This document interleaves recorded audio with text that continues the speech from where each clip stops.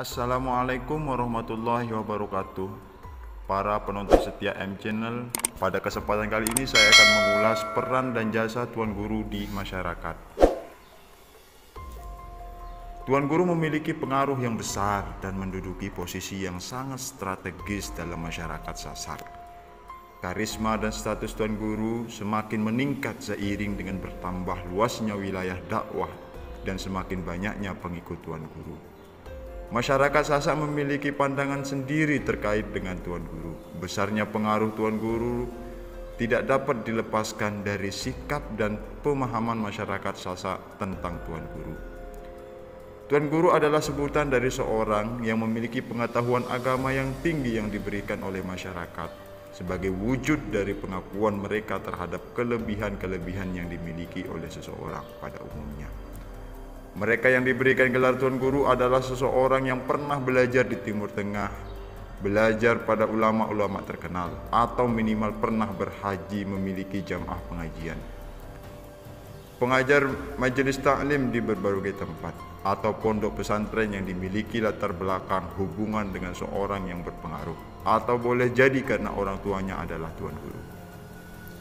Pada abad ke-18 sampai awal abad ke-20, mereka yang menjadi Tuan Guru adalah yang memenuhi syarat-syarat tertentu.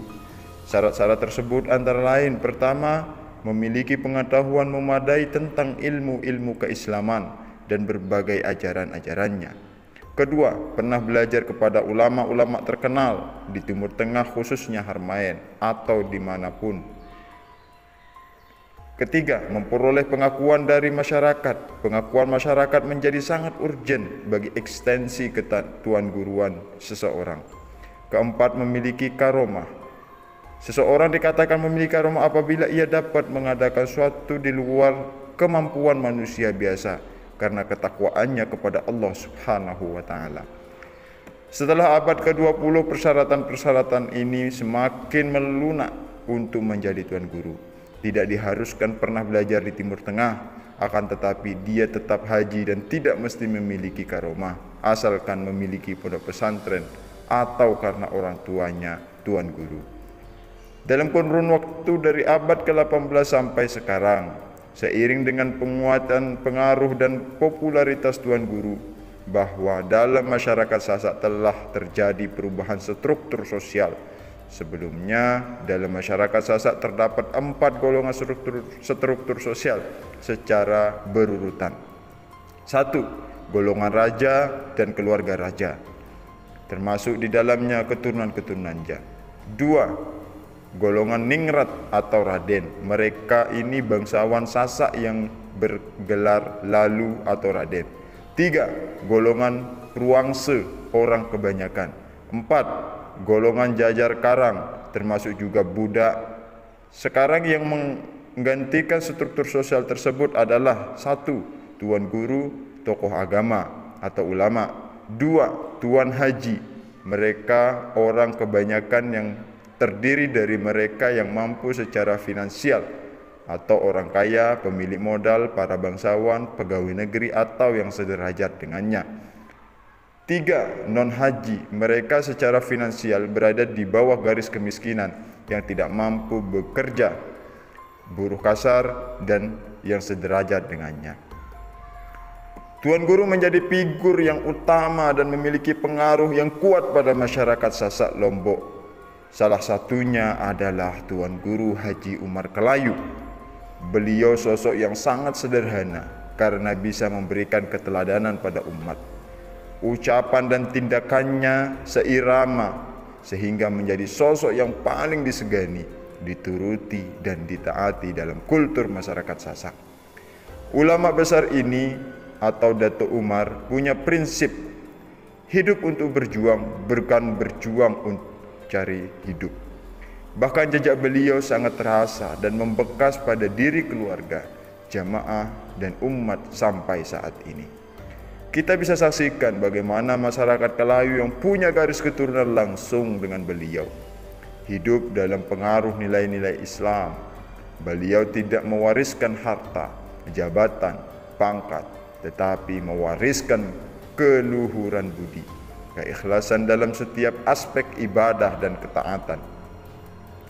Perjalanan dakwahnya sangat terasa sampai luar negeri, baik di Timur Tengah atau di Nusantara dan kampung halamannya Sasak Lombok. Dengan melahirkan dan membesarkan Tuan Guru yang ada di Lombok pada tahun 1929 Masehi, Tuan Guru Haji Umar meminta istri dan anak-anaknya untuk berangkat menunaikan ibadah haji ke Baitullah di Makkatul Mukarramah. Namun istri dan anak-anaknya tidak mau berangkat tanpa keikutsertaan Tuan Guru Haji Umar. Setelah melalui berbagai pertimbangan, Tuan Guru Haji Umar pun bersedia turut serta, walaupun dengan sangat berat hati meninggalkan jamaah dan masjid yang dibangun yang belum selesai 100%. Dengan firasat keulamaan dan koromahnya, beliau sengaja mengundang jamaahnya datang ke masjid pada sore hari Jumat di bulan Rajab tahun 1348 Hijriah, Desember 1929 Masehi, untuk menyampaikan kata-kata perpisahan kepada jamaah yang dicintainya. Jamaah pun berdatangan dari luar desa Kelayu sehingga memenuhi halaman masjid sampai ke pekarangan kantor desa dan pasar bawah bagi serta melimpah sampai ke jalan menuju Pasar Tago. Sebelum menyampaikan kalam-kalam terakhirnya, para jamaah telah melihat dengan jelas derayan air mata telah membasahi pipinya. Namun para jamaah belum mengetahui apa yang hendak disampaikan oleh Tuan Guru. Ketika saatnya tiba, beliau berpidato sambil menangis, mengakibatkan kata-kata agak sulit keluar dari bibirnya.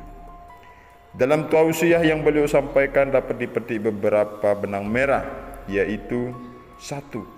Menyampaikan permohonan maaf atas segala kekeliruan selama hayatnya. 2. Jika wafat di Lombok agar dimakamkan di dekat mimbar Masjid Al-Umari Kelayu. 3. Menyerahkan kepengurusan masjid kepada penghulu desa Haji Muhammad Ali. 4. Mempersaudarakan seluruh murid-muridnya dengan mengikat janji agar semua saling memberi syafaat kelak di hari kemudian. 5. Mengumumkan kepergiannya ke Tanah Suci Makkah serta memohon diri dari para jamaahnya karena kemungkinan tidak kembali lagi ke Lombok. Setelah mendengar kata-kata terakhir itu, derain air mata dari seluruh jamaah tak dapat dibendung. 1 tahun setelah kedatangannya di Mekah, Tuan Guru Haji Umar wafat dalam usia 145 tahun, tepatnya tanggal 2 Rabiul Akhir 1349 Hijriah atau 1930 Masehi.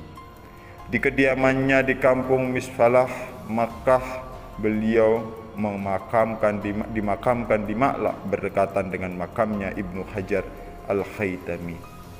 Karena sudah cukup lama dan keterbatasan sumber, peninggalan Tuan Guru Haji Umar yang terkenal bisa dihitung, yaitu Masjid Al-Umari Kelayu, kitab Maulidil Brazanji yang dikenal dengan Burdah Al-Umari, dan kitab La'lu'il Masyhur. Sumber di Wanasaba menyebutkan ada juga peninggalannya yang hanya bisa dipelajari dan diamalkan oleh orang-orang tertentu, bernama kitab Hakikat Insan. Tuan Guru Haji Umar juga disebut Tuan Guru yang tidak membuat kotak-kotak. Itu didasarkan penafsiran sumber yang coba penulis hubungi karena beliau tidak ingin suatu saat nanti kekaromahan dan perjuangannya dijadikan sebagai perbedaan pendapat atau perpecahan di kalangan para jamaahnya. Hal ini juga dibuktikan dengan cerita terkait tanah kelahirannya, Kelayu, yang ada di masa sebelumnya dan masa hayat Tuan Guru Haji Umar banyak didatangi oleh para pendatang dengan berbagai karakter.